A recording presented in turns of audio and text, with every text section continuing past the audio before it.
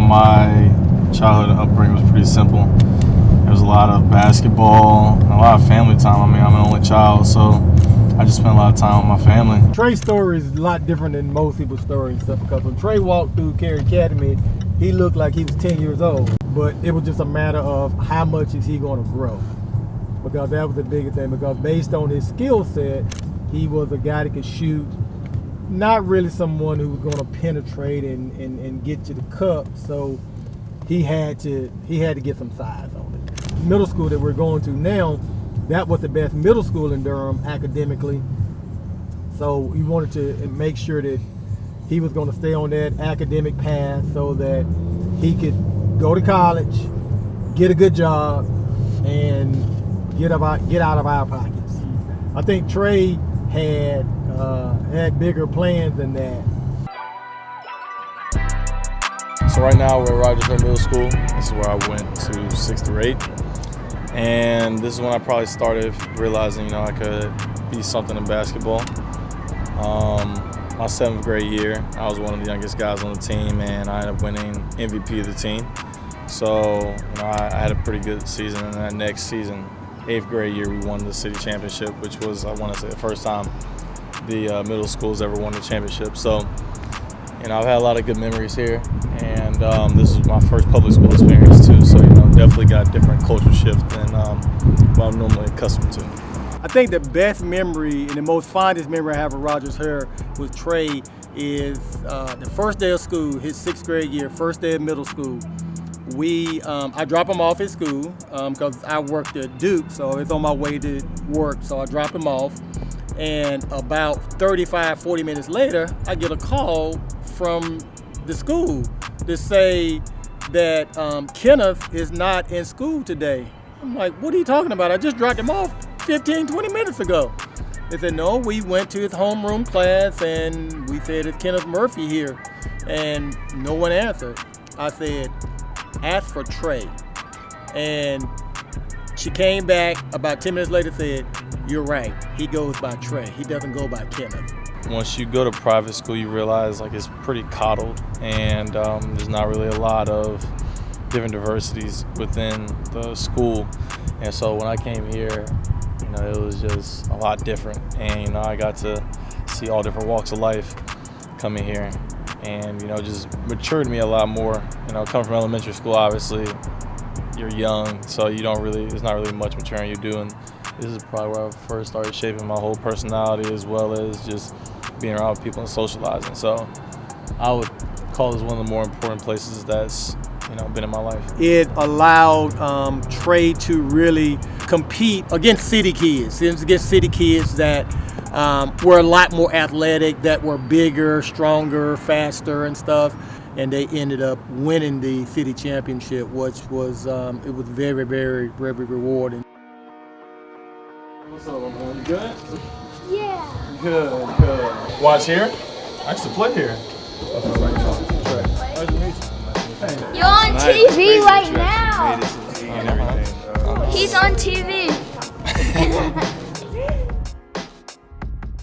The members I have coming into Salvation Army is after Rogers heard his middle school season was over with, we used to have what we call rec ball, and this was the mecca of rec ball in the sense that all the best teams in the city came here to play and to compete to get ready for AAU. So we came here and played 6th grade, 7th grade, and 8th grade. So that would be 12U, 13U, and 14U. And we used to have these rivalries with the team called the Durham Bulls All-Stars, the Salvation Army team, the Baby Ballers, just different teams that throughout Durham who stayed in different parts of the city used to always want to beat the Durham Hurricanes because we were like the best team in the city. And we would just come in and we were like the Golden State Warriors when we came in. The crowd is packed. They wanted to see what we were going to do next and what we were going to do and how many points we were going to score. And it was just really good. It was just really good, and it was a really competitive time, and really enjoyed that time coaching Trey during those years.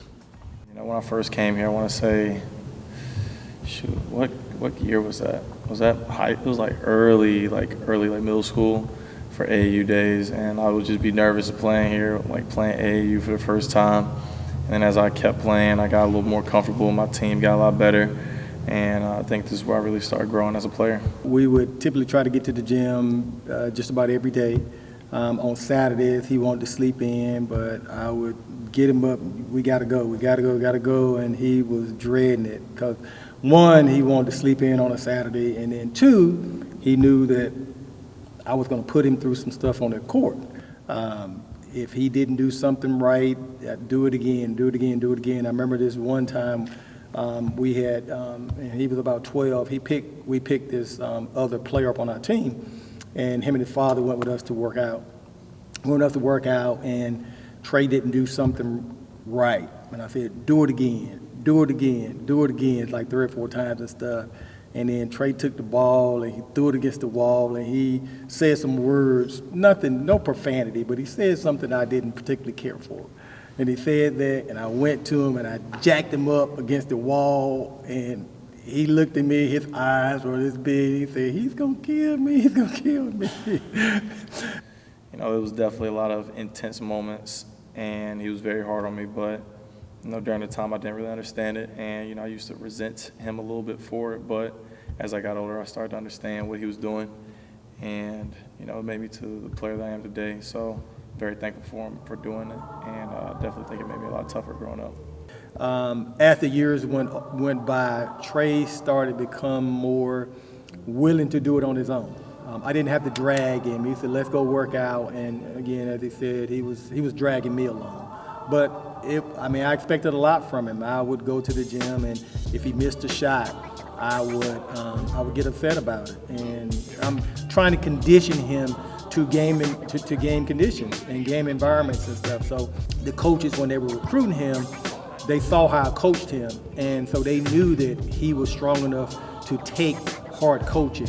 And it seemed like most coaches coach him hard and stuff, but yeah, he's up to the task. About to get ugly for him now, ladies and gentlemen.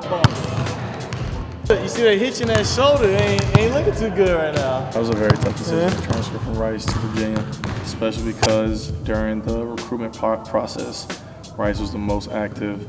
They called me a lot. I became really close with one of the assistant coaches there, as well as the head coach. And so, you know, it was a really tough decision, but you know, I just felt like I had to make a decision that was, you know, best for my future. And I want to say my sophomore year at Rice is when I really figured out like I could be an NBA player. That's when I had grown into my body a little bit more. I was doing a little bit more with my game. I was shooting off the dribble, off the catch, getting to the basket, all that stuff.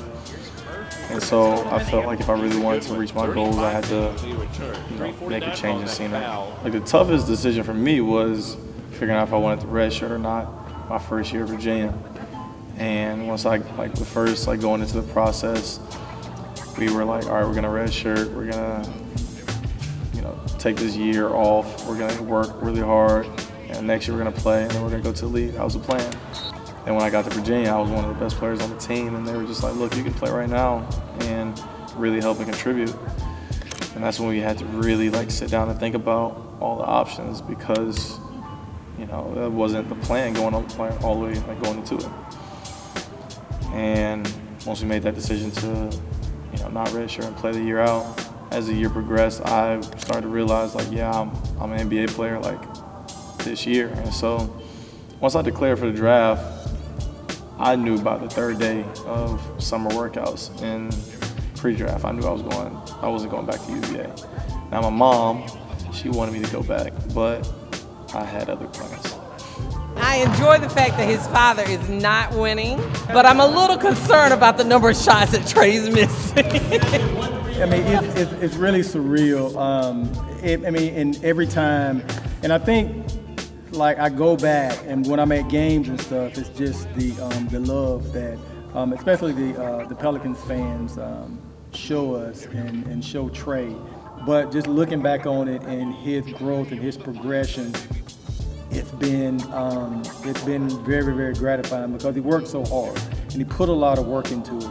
Now, God blessed him with some size and athleticism that was part of the recipe, but to look back from where he came and where he started from, I would have probably never thought that it was going to happen. But now that it's happened, I'm just extremely proud of it.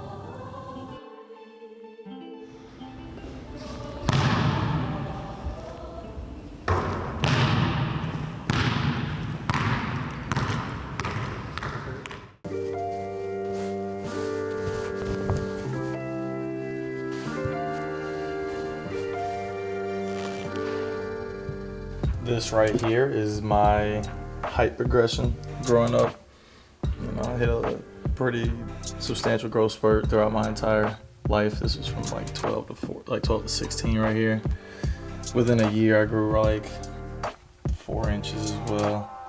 So yeah, I've been growing a good amount my entire life. And then I also had a push-up tracker right here because my dad felt like I was too weak. So I ended up completing it all. Don't look at the missed check marks, but he wanted me to keep track of my push-ups. So yeah, that was my childhood. I remember our teacher was telling us to write what we wanted to be when we grew up. I put down that I wanted to be an NBA player. You know, it's crazy now, dreams coming true. I was a little off on the time. I said 2K28. I'll still be in the NBA during that time, but you know, definitely glad I was able to, you know, live out this kid's dream. And also we got here, place we're about to go to, Carey Academy Awards. Broke a lot of records there. And had a really good time in my high school career. So about to see a lot of that.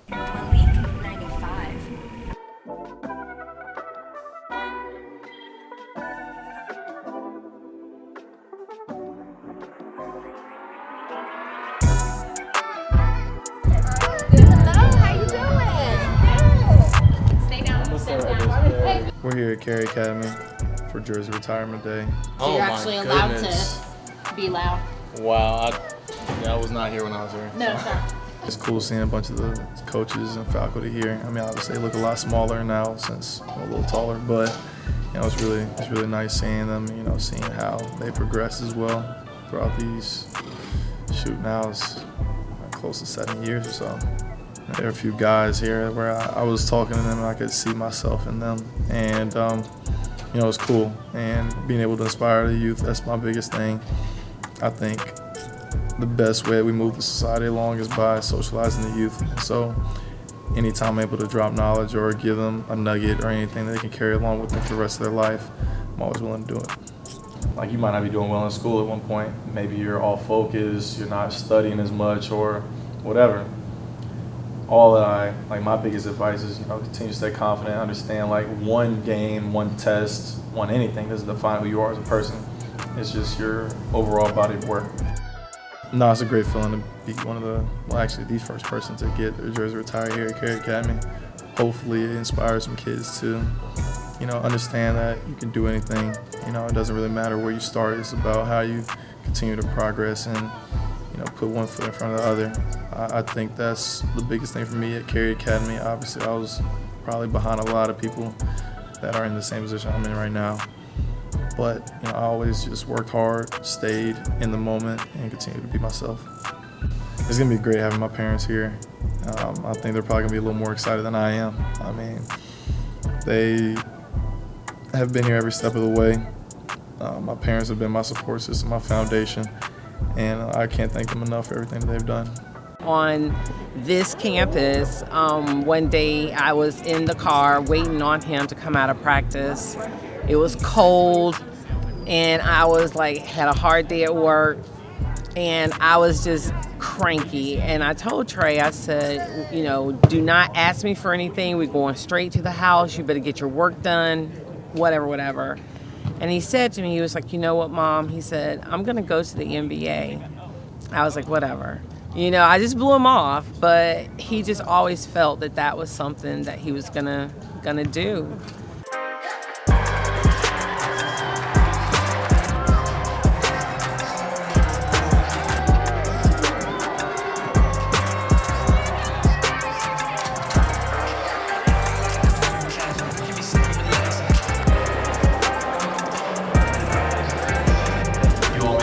Special. Got to talk to the men's and women's basketball team, and that was a great experience. You know, I'm just glad I'm able to talk to the kids, able to, you know, shed a little light, give some advice. Thank you once again. 4, 3, 2, 1. Trey, wow, as a little boy, very energetic, very engaging, would always, you know, want to meet and talk to people. The socialization was great for him. But yeah, very friendly kid, always easy to make friends. You know, for Trey to understand that a lot of the reason why his dad was being hard on him was because he probably, you know, knew or saw, you know, the potential in him being, you know, really good as a basketball player. So for me, it was to give him that balance, you know, to continue to always lift his spirit and to just love on him. It's just different now because what's so great is going out and he's picking up the check. That's what's so funny. That's when I'm like, all right, this is a good feeling, you know, because now you see how much it costs to feed you, you know, it's a good feeling. But it was very great coming back, and the fact that Carey Academy wanted to acknowledge Trey's accomplishments, and the fact that, you know, everything that they put into honoring him and retiring the jersey was really, really great. Long day. Once again, thank you, Carey Academy, for having this jersey retirement for me. It meant the world to me. And, you know, I appreciate y'all for following me along today. Peace out, y'all.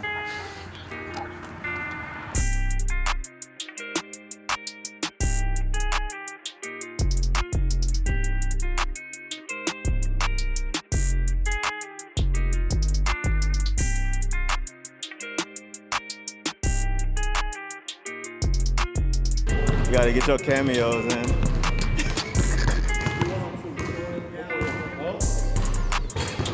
Look good, though. That's always been straight. Yeah.